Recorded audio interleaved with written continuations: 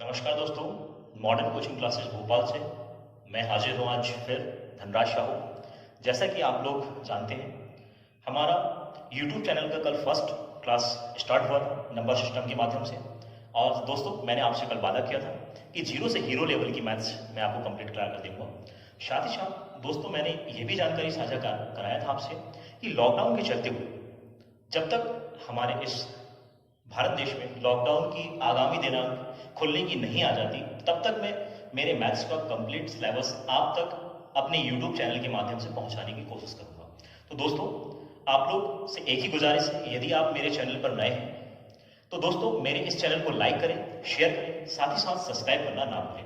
और दोस्तों, एक विशेष बात, मेरे इस यूट्यूब चैनल में सब्सक्राइब करने के साथ ही बेल आइकन को जरूर दबाएं ताकि डेली के मेरे जो अपडेटेड वीडियो हैं आप तक आसानी से पहुंच सके। तो दोस्तों, मैं आज का सेकंड सेशन स्टार्ट कर रहा हूं। आपको जानकारी होगी, कल मैंने नंबर सिस्टम का फर्स्ट सेशन लिया हुआ था। आज भी वही बात को दोहराते हुए कि जीरो टू हीरो लेवल की मैथ्स में आपको ला कर देता हूं और मैं स्टार्ट कर रहा हूं। बेसिक कॉन्सेप्ट आपने कल देखा था नंबर सिस्टम का, और नंबर सिस्टम के अंतर्गत आपने ये जाना था कि किस प्रकार से नंबरों का विभाजन होता है, किस प्रकार से संख्याओं का विभाजन होता है। वही सारी जानकारी के साथ आज फिर मैं हाजिर हूँ नंबर सिस्टम के अगले सेशन, सेकंड सेशन के लिए। तो लीजिए दोस्तों, मैं आज से स्टार्ट कर रहा हूँ सेकंड सेशन नंबर सिस्टम का।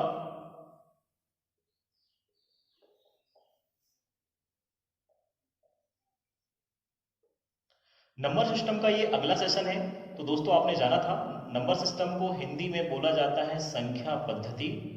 तो ये मेरा नंबर सिस्टम का सेकंड सेशन में, फर्स्ट सेशन में आपने कल की जो वीडियो अपलोडेड हुई थी उसमें आपने देखा था संख्याएं जाना था, पद्धति जाना था और अंक भी जाना था। तो दोस्तों, मैं आपको जानकारी के लिए ये बता दूं, संख्या का जो विभाजन है, आज मैं जो विभाजन करने वाला हूं, नंबर का जो विभाजन करने वाला हूं, उस नंबर के विभाजन को मैं आज डिटेल्स रूप में बताऊंगा। और जो कल की सारी संख्याएं आपने देखा हुआ था, उन संख्याओं का बारी बारी से मैं अध्ययन कराऊंगा और वो संख्याएं किन संख्याओं से मिलकर बनी हुई होती हैं, किन संख्याएं में वो समाहित होती हैं, उन संख्याओं का कॉन्सेप्ट मैं आज लेकर आया हूं इस संख्या के माध्यम से। तो दोस्तों, आपने जाना था संख्या कहां से बनी हुई होती है, अंकों से मिलाकर क्या बनी हुई होती है, अंकों से बनी हुई होती है। जो संख्याएं होती हैं अंकों से बनी हुई होती है। आपने संख्या और अंक कल समझ लिया हुआ था। तो मैं आज बात करता हूं संख्या का डिटेल से विभाजन होता है।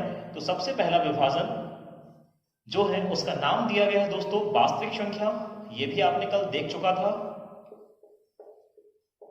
इसको इंग्लिश में दोस्तों बोला जाता है रियल नंबर।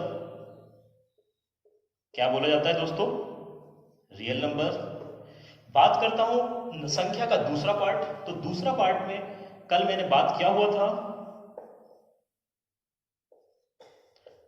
काल्पनिक संख्या। यह भी दोस्तों आपने जाना था। काल्पनिक संख्या को दोस्तों हम बोलते हैं इमेजिनरी नंबर।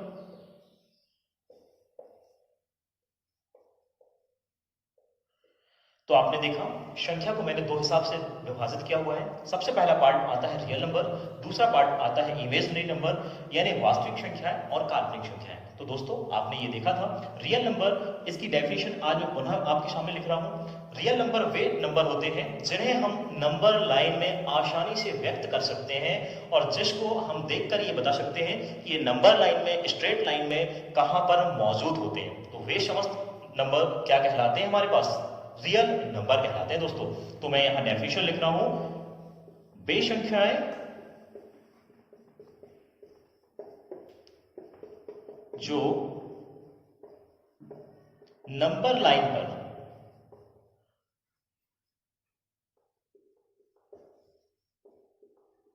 लिखी जा सकें। वे संख्याएं जो नंबर लाइन पर लिखी जा सके उसे हम क्या कहते हैं दोस्तों? रियल नंबर कहते हैं। तो आप देखेंगे रियल नंबर के लिए मैंने नंबर लाइन लिखा है। नंबर लाइन को दोस्तों हिंदी में क्या कहा जाता है? संख्या रेखा कहा जाता है दोस्तों। तो ये आपने देखा नंबर लाइन यानी संख्या रेखा।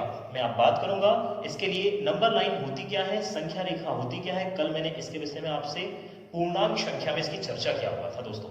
तो ये है हमारे पास एक संख्या रेखा यानी नंबर लाइन। नंबर लाइन के दाएं साइड यदि आप जाते हैं तो धनात्मक संख्या मिलती है। इस प्रकार से आपके धनात्मक कि अनंत तक जाती है। अनंत इसका मतलब होता है जिसकी कोई गणना नहीं कर सकते हम। बात करेंगे शून्य के बाएं साइड तो ऋणात्मक संख्याएं मौजूद होती हैं दोस्तों, और ये माइनस का अनंत तक जाती है। तो आपने देखा ये थी आपकी संख्या रेखा। अब बात मैंने किया हुआ है कि वास्तविक संख्या वे होती हैं जिन्हें हम इस संख्या रेखा पर लिख सकते हैं। मैं फॉर एग्जांपल के लिए आपको देता हूं दोस्तों कि रियल नंबर होते क्या हैं। नंबर फर्स्ट, यदि मैंने लिख दिया है 2, तो आप बताएंगे 2 यहां पर पॉजिटिव अंक दिख रहा है, पॉजिटिव संख्या दिख रही है, तो इसे हम संख्या रेखा में इस प्रकार से व्यक्त कर सकते हैं। तो 2 एक क्या है, वास्तविक संख्या है। इसका मतलब ये आता है कि वे सभी मान जो हम इस संख्या रेखा में लिख सकते हैं, धनात्मक भी, ऋणात्मक भी, दाशमिक मान भी, दशमलव वाले मान भी, जो इसमें आसानी से लिखे जा सके, उसको हम रियल नंबर कहते हैं। अगला मैं बात करता हूं दूसरा इसी का, जैसे मैंने लिख दिया 3.24, तो देख लीजिए 3.24 दिख रहा है दोस्तों स्पष्ट आपको, 3.24। आप मुझे ये बताएंगे, आपने बचपनों में देखा होगा जब आप स्केल की लाइन पकड़ते हैं या हम नंबर लाइन देखते हैं तो इसमें 10 खाने दोस्तों इस प्रकार से बने हुए होते हैं। तो इन 10 खानों में से हमको 3.2 में जाना है सबसे पहले दोस्तों। तो 3.2 इसका मतलब 3 तो ये हमारे पास पूरा है, 1 और 1 2, और इसके आगे 4 और जाना है। इसका मतलब ये दोनों लाइनों में से 4 पार्ट और पकड़ना है। तो इस प्रकार से 3.24, तो ये भी एक रियल नंबर है। तो हम ये बोल सकते हैं कि दशमलव वाली संख्याएं और जो दशमलव में ना हो वो वाली संख्याएं, वे समस्त संख्याएं जिनको हम इस संख्या रेखा में दर्शा सकते हैं, वे संख्या हमारी वास्तविक संख्या होती है। तो आज का सेशन में आपको मैं सारी संख्याओं का डिटेल्स क्लियरेशन में आपको बता रहा हूं दोस्तों। ठीक है दोस्तों, तो ये आपका क्लियर हुआ होगा। मैं यही आशा व्यक्त करता हूं कि वास्तविक संख्या का जो कॉन्सेप्ट मैंने आपको आज दिया हुआ है आज के सेशन में, वो आपको कॉन्सेप्ट क्लियर होगा। आज अगले पार्ट की मैं बात करता हूं काल्पनिक संख्या की, इमेजिनरी नंबर। अब इमेजिनरी नंबर मैंने कल आपको बताया था जिस नंबर को हम कल्पना मात्र कर सकते हैं, जिसे हम लगभग में लिखते हैं दोस्तों। किस में लिखते हैं? लगभग में लिखते हैं, कल्पना मात्र करते हैं। तो वो नंबर क्या कहलाता है हमारे पास? काल्पनिक संख्या कहलाता है, इमेजिनरी नंबर कहलाता है दोस्तों। तो मैंने यहाँ बात किया हुआ था ऐसे नंबर जिसकी हम कल्पना मात्र कर सकते हैं। जैसे मैंने बताया था दोस्तों, फॉर एग्जाम्पल के लिए मैंने लिख दिया हुआ था 1.2435 ऐसे डैश डैश करके आता जाता था। तो इसकी आप मुझे ये बताएं कि आप इसका कोई पर्टिकुलर कोई संख्या आप डिफाइन करके बता सकते हैं क्या? नहीं बता सकते दोस्तों। तो आपने ये देखा था, इसको हम संभावित रूप में लिख देते हैं। संभावित रूप में लिख देते हैं, इसका मतलब ये हुआ कि मान लीजिए मैं इसको लिख दूं कि 1.2 और ये 4 जो आया है इसके बाद 35 है। इसका मतलब मान लीजिए कि ये 3 और ये मैंने 4 लिख देगी, लगभग इसके पास में मौजूद है, इसलिए इसको हम शॉर्ट रूप में ये लिख देते हैं। तो ये था काल्पनिक संख्या का रूप।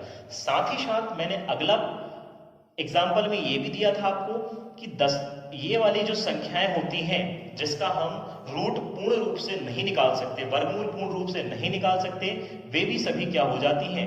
काल्पनिक संख्या हो जाती हैं। जैसे मैं बात करता हूं अगला और सेशन इसके लिए, और भी बहुत कुछ संख्या आ जाती है। एक और टॉपिक आता है इसी में, ऋणात्मक संख्याओं का जो वर्गमूल है, मोस्ट सबसे ज्यादा काल्पनिक संख्या का रूप आपको देखने को मिलेगा।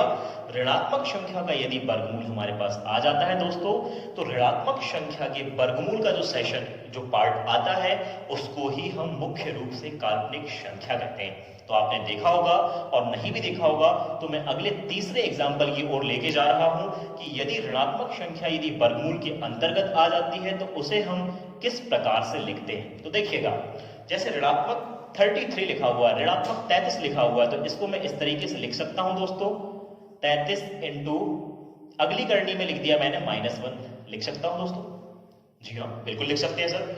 अब इसके बाद थोड़ा सा यदि मैं बात करूं तो माइनस का 33, अब यहां पर जो बना हुआ है ऋणात्मक का 1 लिखा हुआ है रूट के अंदर, तो इसको दोस्तों एक ग्रीक भाषा का अक्षर है आई, इसका फुल फॉर्म होता है आयोटा। इसको हमने काल्पनिक नंबर को डिफाइन करने के लिए इस अक्षर को लिया है और ये इसका सरलतम रूप होता है। तो यही काल्पनिक संख्या का रूप होता है। आपने देखा, काल्पनिक संख्या वे संख्या होती है जिसकी हम कल्पना मात्र कर सकते हैं, जिसे हम निश्चित रूप में एंड पॉइंट तक नहीं ले जा सकते और निश्चित उसका कोई मान हम नहीं बता सकते, केवल हम उसकी संभावना कर सकते हैं।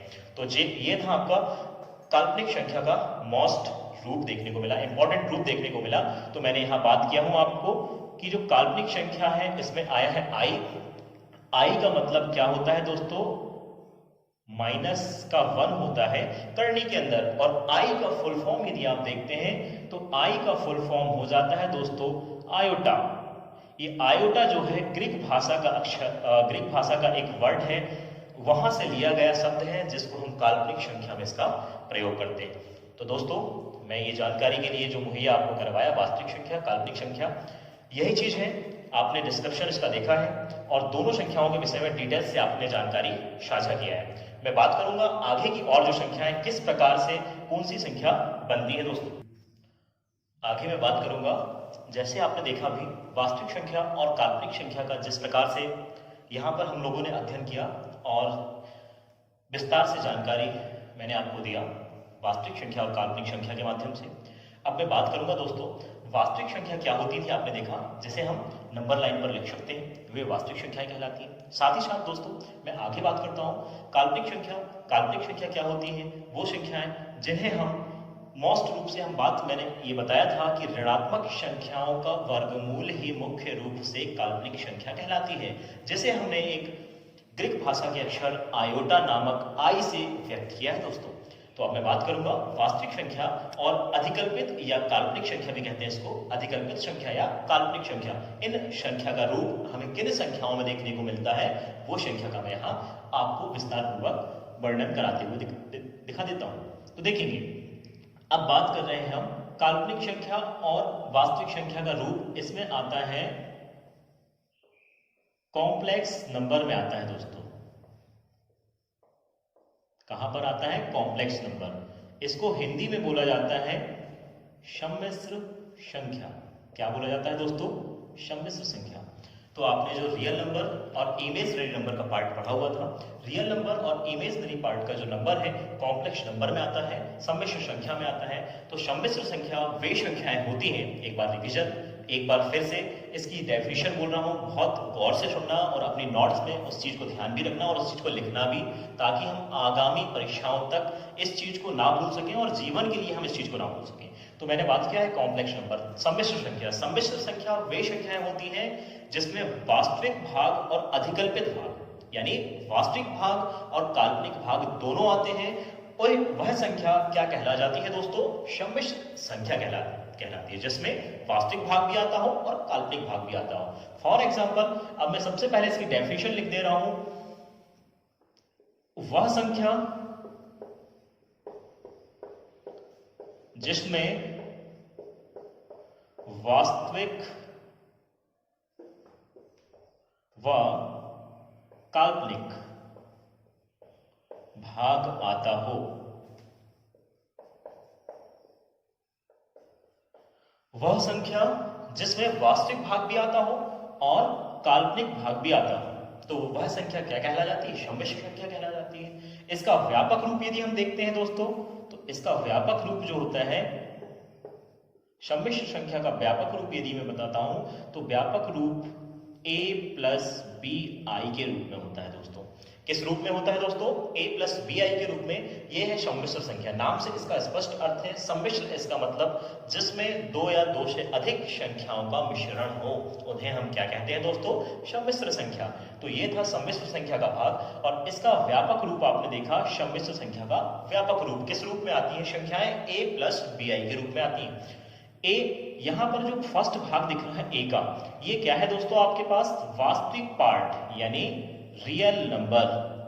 किसका रियल नंबर, सम्मिश्र संख्या का। एक और चीज की मैं बात करता हूं, सम्मिश्र संख्या को यहां पर वास्तविक रूप z से प्रदर्शित करते हैं। किस रूप में प्रदर्शित करते हैं दोस्तों, z के रूप में प्रदर्शित करते हैं। सम्मिश्र संख्या को z से दर्शाया जाता है। तो रियल नंबर ऑफ z, इसका मतलब ये जो भाग है a वाला, ये क्या है, वास्तविक संख्या का, सम्मिश्र संख्या में वास्तविक वाला भाग क्या है, a है। इसी प्रकार जिसके साथ में i आया हुआ है, तो ये है हमारा अधिकल्पित भाग या काल्पनिक भाग, जिसको हमने नाम दिया हुआ है इमेजिनरी नंबर। तो देखा आपने दोस्तों, यहां पर मैंने बात किया वास्तविक भाग और अधिकल्पित भाग। वास्तविक भाग और अधिकल्पित भाग जब एक साथ आ जाते हैं, तो ऐसी स्थिति में जब आते हैं, तो ये आप ध्यान रखेंगे हमेशा कि a प्लस बी आई के रूप में ही नहीं, इसके एक और रूप होते हैं। इस सम्मिश्र संख्या का एक और रूप आपको देखने को मिलेगा, इसी का ऋणात्मक भाग a प्लस था, तो अब यहाँ क्या हो जाएगा माइनस bi। इसमें भी सेम पोर्शन चलेगा, ये रियल भाग हो जाएगा और ये इमेजनरी पार्ट हो जाएगा। क्या हो जाएगा दोस्तों, ये रियल पार्ट था, ये इमेजनरी पार्ट।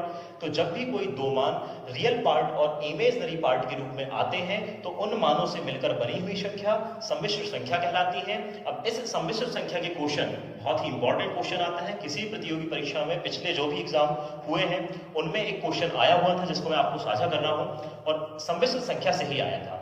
मैंने फॉर एग्जाम्पल इसका लिखा हुआ है, एक एग्जाम्पल लेके बता देता हूं। मैंने यदि लिखा एग्जाम्पल में कि 4 + 5i, क्या लिखा हुआ हो दोस्तों, 4 + 5i, 4 धन 5i।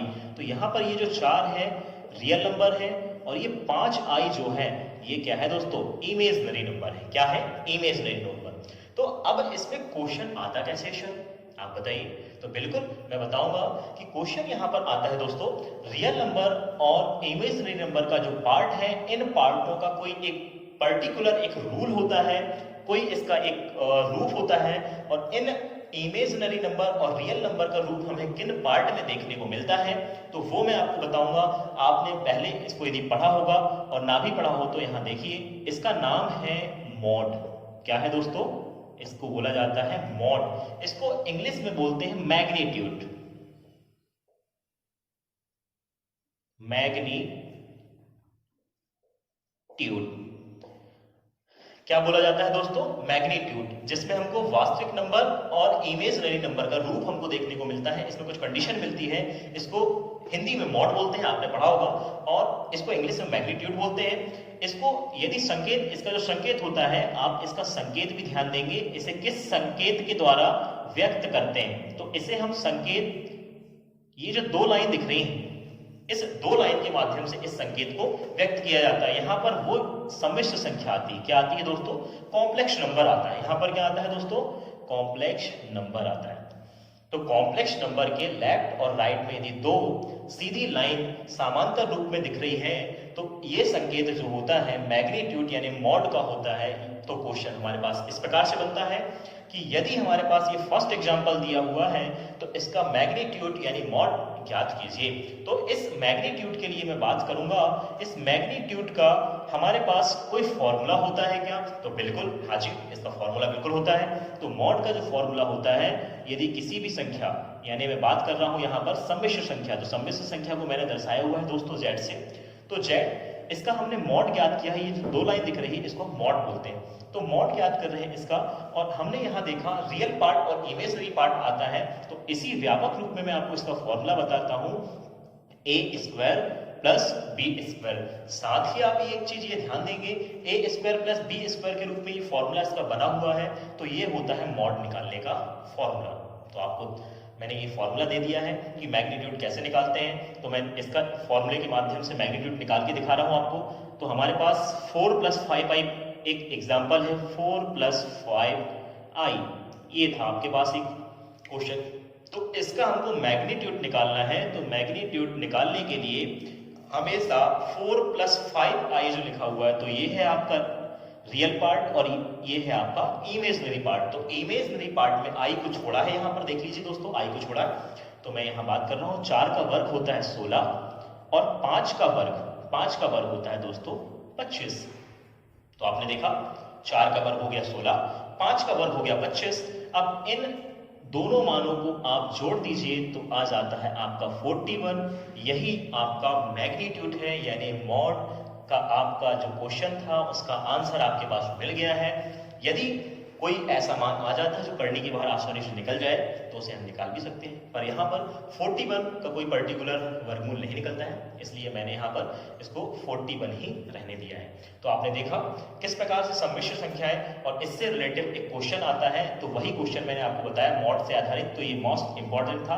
और मॉड का एक और मतलब क्या होता है वो भी मैं आपको बता दूं, यहाँ रह गया हुआ है। तो मॉड का मुख्य सेंस होता है दोस्तों, यदि कोई संख्या धनात्मक या ऋणात्मक के रूप में भी आती है ना दोस्तों, धनात्मक या ऋणात्मक के रूप में भी आती है, तो वह संख्या जो है धनात्मक में लिखी जाती है। तो ये होता है मॉड का रूप, बेसिक रूप। तो आपने देखा ये है आपके सामने मॉड, और ये है मॉड से संबंधित एक फॉर्मूला। और फॉर्मूले से आधारित मैंने इसका एग्जाम्पल भी दे दिया हुआ है। एक और एग्जाम्पल के माध्यम से दूसरा क्वेश्चन मॉड का मैं एक और बता दूं ताकि मॉड आपको क्लियर हो जाए, क्योंकि बहुत सारी परीक्षाओं में ये मॉड पूछा जाता है। ठीक है दोस्तों, अगला एग्जाम्पल मैं ले रहा हूं आपके सामने 3 + 4i। ये है आपका सम्मिश्र संख्या है। क्या है दोस्तों? सम्मिश्र संख्या। तो इसका मैग्नीट्यूड यानी मॉड आप कैसे निकालेंगे? तो सर इसका हमको मॉड निकालना है, तो हम इसका मॉड इस प्रकार से निकालेंगे। मैंने ये फॉर्मूला आपके सामने लिखा हुआ है, a का वर्ग प्लस b का वर्ग। तो a के स्थान पर, इससे आप कंपेयर करके देख लीजिए, इससे कंपेयर करके देखेंगे तो a के स्थान पर 3 दिख रहा है और b के स्थान पर, b इसका मतलब i का जो गुणांक है क्या है यहाँ पर 4 है। तो a के स्थान पर 3 है, b के स्थान पर 4 है। 3 का वर्ग हो गया 9 और 4 का वर्ग हो गया दोस्तों 16। इस प्रकार से आपने देखा तो यहाँ पर टोटल मिलाकर हमारे पास आ जाता है वर्गमूल में 25 और यही 25 का आंसर होता है 5। तो ये था आपका मैग्नीट्यूड का करेक्ट आंसर। और ये बेस इस टाइप से जो क्वेश्चन आते हैं मॉड से रिलेटेड, ये मैंने आपको सम्मिश्र संख्याओं में जो क्वेश्चन आता है मुख्य इंपॉर्टेंट था आपका ये मॉड, इसलिए मैंने इस सम्मिश्र संख्या में मॉड की जानकारी दिया।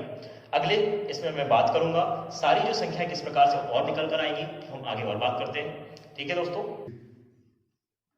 तो दोस्तों अभी आपने देखा किस प्रकार से मैग्नीट्यूड निकालते हैं सम्मिश्र संख्या के अंतर्गत। साथ ही मैं आगे बात करता हूं मैग्नीट्यूड के विषय में आपने चर्चा देखा और मैग्नीट्यूड से आधारित मैंने एक दो एग्जांपल के माध्यम से आपको समझाया भी। साथ ही साथ दोस्तों अब आगे का कॉन्सेप्ट देखेंगे कैसे और भी जो संख्या हमने कल अध्ययन किया था वो संख्याएं कैसे निकल कर आती हैं। तो सबसे पहला जो पॉइंट अभी हमने पढ़ा रियल नंबर का, तो इसी रियल नंबर से और भी मैं संख्या आपके सामने बनाऊंगा। रियल नंबर, इसको हम दोस्तों वास्तविक संख्या कहते हैं, ये आपको अब पता हो गया होगा। रियल नंबर, इस रियल नंबर से मैंने इसके कुछ पार्ट कर दिया हुआ है जिससे मैं संख्या बारी बारी से निकाल कर लाते जा रहा हूं। फर्स्ट पार्ट यदि आप देखेंगे, पहला भाग यदि आप देखेंगे तो रियल नंबर का पहला पार्ट है इंटीजर नंबर।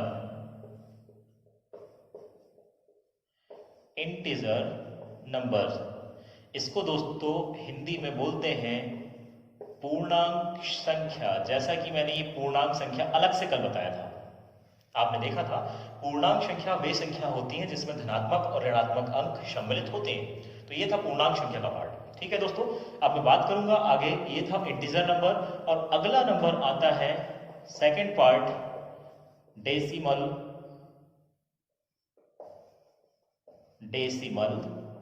नंबर,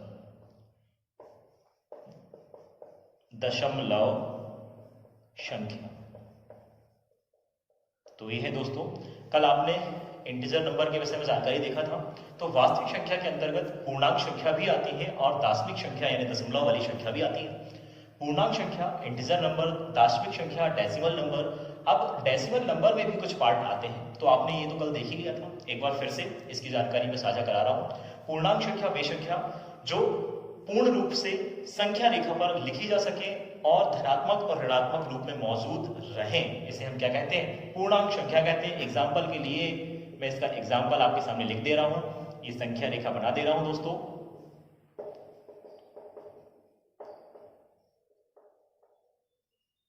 इसी प्रकार से इधर भी -2, -3, माइनस के अनंत तक। तो ये था पूर्णांक संख्या का रूप। अब मैं बात करूंगा डेसिमल। डेसिमल नाम आया, डेसिमल दशमलव संख्या। दशमलव संख्या भी दो प्रकार की होती है, देखेंगे। दशमलव संख्या किस प्रकार से दो प्रकार की होती है? आपने ये तो नाम सुना ही होगा, शांत दशमलव और अशांत दशमलव, टर्मिनेटिंग डेसिमल और नॉन टर्मिनेटिंग डेसिमल। तो मैं आपको यही चीज बताने वाला हूं, मुख्य रूप से इसके भी दो पार्ट हो जाते हैं और उन दो पार्टों को मैं यहां पर साझा कर रहा हूं, नंबर फर्स्ट पार्ट और नंबर सेकंड पार्ट के रूप में। तो बात करेंगे हम डेसिमल नंबर। तो आपने यहाँ इंटीजर नंबर तो देख लिया, इंटीजर नंबर क्या होता है दोस्तों। मैं बात कर रहा हूँ डेसिमल नंबर की। डेसिमल नंबर यानी दशमलव संख्या, दशमलव संख्या के विभाजन में यहाँ बात कर रहा हूँ कि कैसे हम दशमलव संख्याओं के भी भाग करेंगे और उनमें से भी कुछ चुनिंदा संख्याएं निकाल कर लाएंगे।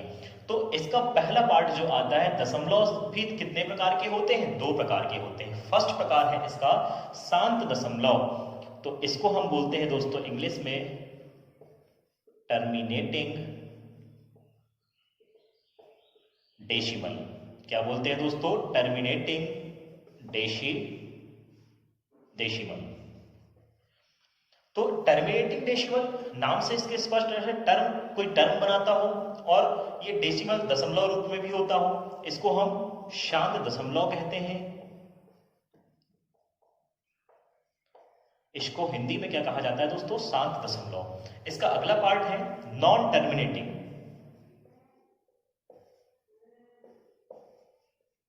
Non terminating decimal. Non terminating decimal इसका मतलब होता है अशांत दशमलव। क्या होता है दोस्तों? अशांत दशमलव।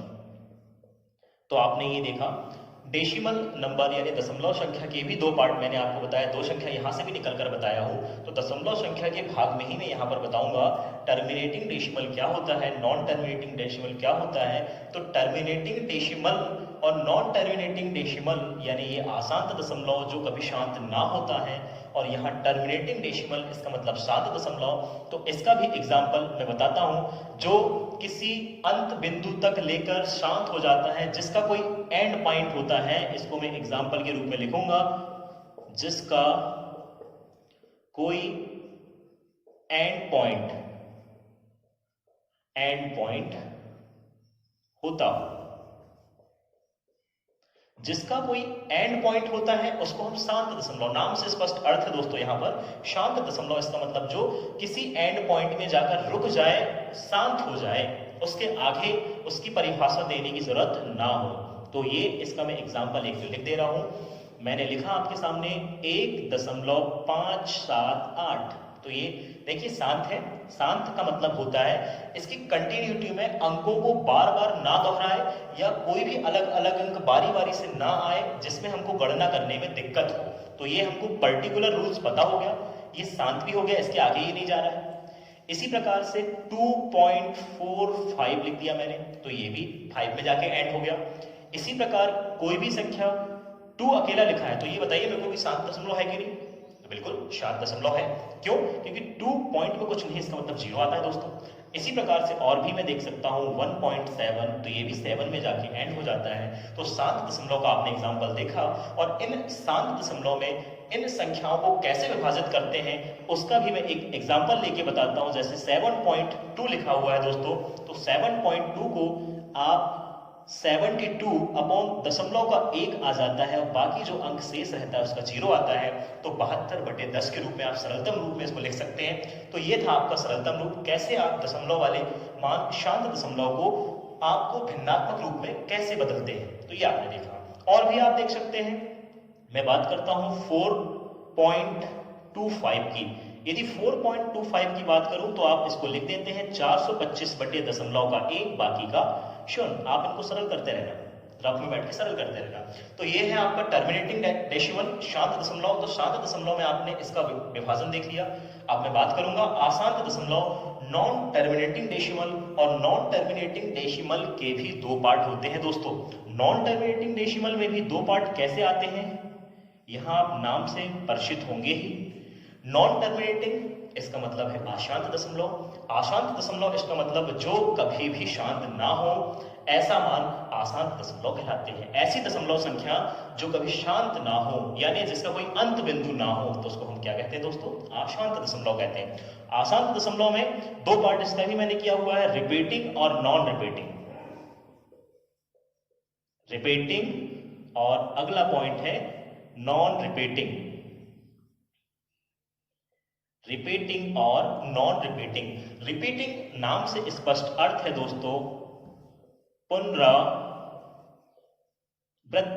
पुनरावृत्ति इसका मतलब जिसमें किसी अंक, पर्टिकुलर कोई अंक या कोई संख्या की बार बार पुनरावृत्ति होती है, परंतु वह संख्या या अंक दशमलव रूप में भी आया हो, परंतु उसकी बार बार पुनरावृत्ति होती है दोस्तों।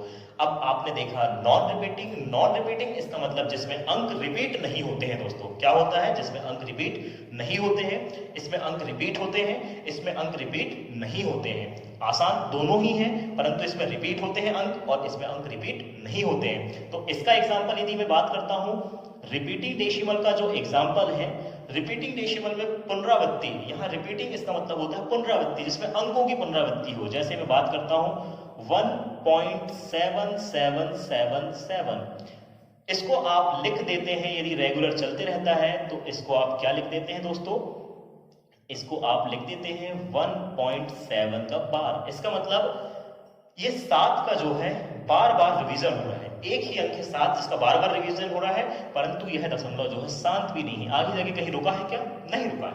तो इसलिए क्या है, तो अशांत दशमलव भी है। और कौन सा अशांत दशमलव यदि पूछा जाए तो नॉन टर्मिनेटिंग रिपीटिंग डेसिमल है। नॉन टर्मिनेटिंग रिपीटिंग डेसिमल है, यानी जिसमें अंक की पुनरावृत्ति होती है। अब बात करते हैं नॉन रिपीटिंग की, इसका मतलब है जिसमें अंक का रिपीट ना हो, अंक रिपीट नहीं होते हैं, कोई भी अंक आ सकते हैं और जिसका अंत भी ना हो। इसका मतलब 1.8257 ऐसा कुछ भी आते रहे, कोई भी अंक आते रहे और इसका कोई एंड पॉइंट ना हो। और एक और एग्जांपल यदि मैं देखूं कि ये फर्स्ट एग्जांपल, सेकंड एग्जांपल 2.45892 ऐसा कुछ भी आते रहे आगे तक, तो ये कहलाता है हमारे पास नॉन रिपीटिंग। इसमें देखो आप कोई पर्टिकुलर अंक रिपीट हो रहे हैं कि दोस्तों, नहीं हो रहे। तो ये था आपका अशांत दशमलव, नॉन रिपीटिंग और रिपीटिंग डेसिमल। इस प्रकार से आपने देखा कि कैसे नॉन रिपीटिंग और रिपीटिंग डेसिमल होते क्या है। अब मैं बात करूंगा हमने जो अभी तक की क्लास में जो सीखा, क्या क्या चीजें इसमें सीखने को मिली। कल के सेशन में मैंने आपको बताया हुआ था दोस्तों कि जो संख्याएं हैं, अभी संख्या का जो विभाजन था, बहुत ही आसानी से संख्या का विभाजन दिया हुआ था मैंने कल के सेशन में। आज मैंने उन्हीं सब संख्याओं का डिस्क्रिप्शन दिया हुआ है, आपके सामने डिटेल्स विभाजन दिया हुआ है कि कैसी कौन सी संख्याएं कहां से निकलकर बनती है। जैसे आपने देखा एक संख्या हमको मिली कल के, उससे पूर्णांक संख्या। इसी प्रकार से हम बात करेंगे यहाँ पर, तो हमने देखा टर्मिनेटिंग और नॉन टर्मिनेटिंग, शांत और अशांत दशमलव। अशांत भी दो प्रकार के होते हैं, जिसमें अंकों का पुनरावृत्ति होती है और जिसमें अंकों की पुनरावृत्ति नहीं होती, परंतु एंड पॉइंट भी नहीं होता। अब साथ ही साथ हम बात करेंगे कि अब यहाँ पर इस तरीके से जो मान आते हैं, इन मानों को हम डिवाइड कैसे करते हैं, तो मैं यहीं पर इसको बता दे रहा हूं। जैसे लिखा हुआ है आपके पास दोस्तों 1.7 का बार, क्या लिखा हुआ है दोस्तों, 1.7 का बार। तो इसको हम निश्चित रूप में लिख सकते हैं 17 बटे, यहां पर कितने अंक के ऊपर बार लगा है, एक अंक के, इसलिए यहां पर 1 9 आता है। तो ये होता है दोस्तों वार का सरलतम रूप। तो आपको हमेशा ध्यान रखना है, यदि किसी संख्या के ऊपर बार लगा हुआ है, इसका मतलब उतनी बार आपको नीचे 9 लिखना है, 9 लिखना है। एक और अंक में ले लेता हूं, सेकेंड एग्जाम्पल यहीं पर बता देता हूं। जैसे लिखा हूं मैंने 8.25 का बार, 25 का बार, इसका मतलब ये हुआ कि 25 की पुनरावृत्ति हुई है, 25 जो है रिपीटिंग हुआ है। तो ये जो अंक है, इससे आपसे क्वेश्चन पूछ लिया गया कि ये कौन सा डेसिमल है, तो आपको बताना है कि नॉन टर्मिनेटिंग रिपीटिंग डेसिमल है। इसमें 25 रिपीट हो रहा है बार बार, इसीलिए 25 के ऊपर बार लगा हुआ है, रिपीट हो रहा है इसलिए यहां पर बार लगा हुआ है 25 के ऊपर। तो इसका सरलतम रूप हो जाएगा 825 बटे, यहां पर आपको दशमलव का 1 नहीं लगाना है, जितने अंकों के ऊपर वार लगा है उतने 9 लिखना है। तो ये है आपका दोस्तों सरलतम रूप। वार को कैसे सरल करते हैं, इसको हम क्या बोलते हैं, बार बोलते हैं। और वार को कैसे सरल किया जाता है, तो आप यहां से इतना सब सीखने के बाद आपको एक चीज ध्यान में आती होगी कि ये सारी जो संख्याएं हम पढ़ रहे हैं, इन संख्याओं में जो हमको भिन्नात्मक रूप मिल रहा है, तो कल मैंने इसी का एक रूप बताया था। इस भिन्नात्मक रूप को हम रैशनल नंबर यानी परिमेय संख्या बोलते हैं, जिसे हम अंश बटे हर के रूप में व्यक्त कर सकते हैं। तो देखो मैंने अंश बटे हर के रूप में किसको व्यक्त किया, यहां पर रिपीटिंग वाला पॉइंट, ये है रिपीटिंग वाला पॉइंट। तो इसका मतलब रिपीटिंग के अंतर्गत नॉन टर्मिनेटिंग रिपीटिंग, अशांत और पुनरावृत्ति वाले दशमलव के अंतर्गत वे सभी संख्यात्मक मान जो अंश बटे हर के रूप में बनाते हैं, तो वो क्या कहला जाएंगे, परिमेय संख्या कहला जाएंगे। तो यहां से एक नई संख्या की पुनरावृत्ति हुई, परिमेय संख्या, रैशनल नंबर। परंतु आप ये देखेंगे यहां पर कोई भी रिपीट नहीं कर रहा है, और रिपीट नहीं कर रहा है तो ऐसा कोई पर्टिकुलर रूल यहां पर नहीं मिलेगा, इसलिए ये परिमेय संख्या के अंतर्गत नहीं आएगा। ये पार्ट चला जाएगा हमारे पास अपरिमेय संख्या के अंतर्गत। तो यहां से जन्म हुआ किसका, परिमेय संख्या का। किसका जन्म हुआ दोस्तों, परिमेय संख्या का। अभी मैं बारी बारी से सभी संख्याओं का डिस्क्रिप्शन आपको देने वाला हूं। तो ये था आपका परिमेय संख्या का रूप। तो आगे मैं बात करूंगा इसी का, परिमेय संख्या किस प्रकार से निर्माण हुआ। तो आपने देखा परिमेय संख्या भी देख लिया, सारी संख्याएं कल आपने अच्छे से समझा था। आज उन्हीं सब संख्याओं का डिस्क्रिप्शन मैंने आपको दिया हुआ है दोस्तों। तो मैं यही आस व्यक्त करता हूँ आज का जो सेशन है, जो मैंने आपको सारी संख्याएं और संख्या पद्धति का जो विभाजन डिटेल्स रूप में दिया है, तो वो आप सभी को पसंद आया होगा। साथ ही साथ आपने सभी ने पूरी कंप्लीटली मेरे इस सेशन की नोट्स भी बनाया होगा। और यदि नहीं बनाया है दोस्तों, यदि आप मेरे चैनल पर नए हैं तो कंप्लीटली बिना स्किप किए मेरे वीडियो को लास्ट तक देखें, क्योंकि बहुत ही शानदार कॉन्सेप्ट और ट्रिक के माध्यम से बहुत ही अच्छे तरीके से मैं यहाँ 0 to हीरो लेवल की मैथ्स में आपको देने जा रहा हूँ। और साथ ही कोशिश भी बहुत ज्यादा कर रहा हूँ कि आपको बहुत आसानी से बारीकी से 0 लेवल से समझाऊं, ताकि आपको कोई भी दिक्कत मेरे उसमें ना हो। तो नोट्स बनाना ना भूलें, क्योंकि नोट्स बनाएंगे, रिटर्न वर्क करेंगे, तभी आप ज्यादा दिन मैथ्स को याद रख सकते हैं। मैथ्स में आपको प्रॉब्लम नहीं। साथ ही दोस्तों, आप यदि मेरे इस यूट्यूब चैनल में यदि नए हैं तो मेरे इस यूट्यूब चैनल को लाइक करें, अपने तमाम दोस्तों में शेयर करें, और साथ ही दोस्तों मेरे इस मॉडर्न कोचिंग क्लासेस भोपाल के यूट्यूब चैनल को सब्सक्राइब करना ना भूलें। मेरी आपसे बार बार यही गुजारिश है कि मेरे इस वीडियो को लास्ट तक देखें। कोई भी प्रॉब्लम आती है कमेंट बॉक्स में जरूर दें। फीडबैक मुझे हर एक सेशन में मिलना चाहिए, क्योंकि आपका एक फीडबैक मेरे इस प्रोग्रेस का, मेरे इस लॉकडाउन प्रोविजन का, आपको जो प्रोविजन मैं प्रदान कर रहा हूं, आपका एक कमेंट या एक फीडबैक मेरे लिए बहुत फायदेमंद हो सकता है और हम सबके लिए फायदेमंद हो सकता है। तो फिर मिलूंगा कल के अगले सेशन में। जय हिंद, जय भारत।